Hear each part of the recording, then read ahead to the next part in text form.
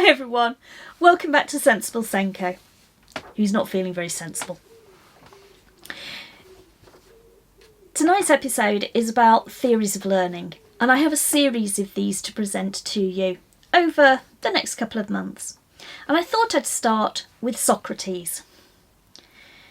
Socrates was 469 to 399 BC.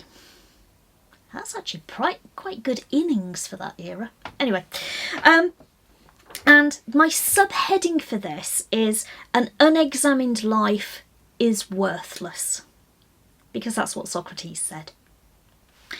Socrates is considered to be one of the forefathers of Western philosophy. He developed the Socratic or dialectical method of philosophy, which is based on really tenacious questioning, grabbing a hold of something and not letting go, and a belief that life which is unexamined is not worth living. He posed a number of questions to do with teaching and learning. What is knowledge? So he categorises knowledge into trivial and the important. So trivial knowledge doesn't provide the owner of it with any useful expertise or wisdom. Most of my head is filled with trivial knowledge. Important knowledge relates to beliefs and principles on how best to live your life. So historically, this has been mistaken as religious knowledge, our morals and our ethics, rather than our personal daily code of conduct, which is kind of what it really meant. He also asked, why do we need to learn? And although he believed in goodness and truth and ethical and moral instincts, and that they are intrinsic to everyone, he felt that they could only be shown through our learning. So how do we learn? Now, he described learning as a search for the truth. Learning can only occur as a result of questioning and interpreting the wisdom of others, and also when we come to recognise our own ignorance and faults. So I suppose back in 400 BC we weren't so fussed about learning fronted adverbials, and we were more about learning life skills and the moral codes by which we choose to live our lives. Who do we learn from? Now, he didn't believe that any one person or any one particular school of thought had the wisdom or the legitimate authority to teach things. He did argue that individuals are not self-sufficient and that other people are necessary to share that experience and the wisdom from which learning can flourish. In other words, we can learn from anyone, whether they are our family, teachers, our elders, or even those who are younger than us. Where do we learn? Socrates questioned this idea that learning can only take place in educational establishments. Yes, they existed back in 400 BC. And he advocated that learning can take place wherever and whenever people meet. So when do we learn? He reasoned that learning happens whenever two people or more engage in a meaningful dialogue, and that when one person was willing to see their own blunders, their failings, and any of their undesirable tendencies.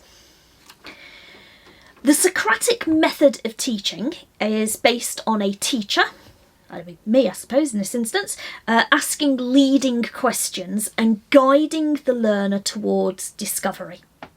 Its cornerstone is that dialogue between the teacher and the learner that uses critical inquiry to challenge any preconceived thoughts and established doctrines. And this is key, since we're very often taught not to ask children leading questions. But often, if we want to tease the learning out of our students, that's exactly what we go and do. So when the child says to you, "How do I spell?" we don't tend to walk over and give them the spelling straight away, or at least we shouldn't do. We might get them to start sounding it out. We're almost spoon feeding them and guiding them to the answer that we want them to get to through our questioning. So how to use it then? If you follow the principles of unexamined life being worthless, then we have to be honest in how we examine what we have done previously. And admitting a failure and learning from our mistakes is just as important as reflecting on our successes. And that makes us good teachers. Well, that's okay then, because I make lots of errors. So if we want to follow the doctrines of Socrates, we need to do the following things. Never be afraid of making mistakes. If we give them the wrong information, we will need to go back and correct it at some point, but mistakes are forgivable if we learn from them. Be aware of the boundaries we are working within. So we don't always have the license to challenge students on their morals and their ethics. They may have particular beliefs and we cannot dictate their moral pathway for them. However, if that moral pathway is getting in the way of our teaching and learning that is going on, then we may have to do something about it. We may need to address that. Try to avoid giving too many answers, so don't just tell them how to spell the word. Instead, concentrate on guiding the learners to discover more about the subject by asking them a challenging question. A good rule of thumb here is to ask 4 times as many questions as you actually give answers, and calling the register and asking them if they're present doesn't count as a question. Encourage members of the class to engage in meaningful dialogue, talking to each other, unrestricted by our presence wherever possible, because they don't say the same things to each other when you are there as what they will say when you are not there. They're actually more willing to make mistakes when you're not there. Get them to summarise their discussion with the rest of the group, and in this way the sharing of wisdom and experiences is more widespread. Socrates believed that unless people examined their lives and gained the wisdom that accrued from this, they would continue to make mistakes. So in our classrooms, we need to accept that mistakes will happen, treat all mistakes as a learning opportunity, and encourage learners to constantly question what they and you are saying or doing. I don't think that's very far from what most of us do anyway in our teaching. Take care, guys. Bye-bye.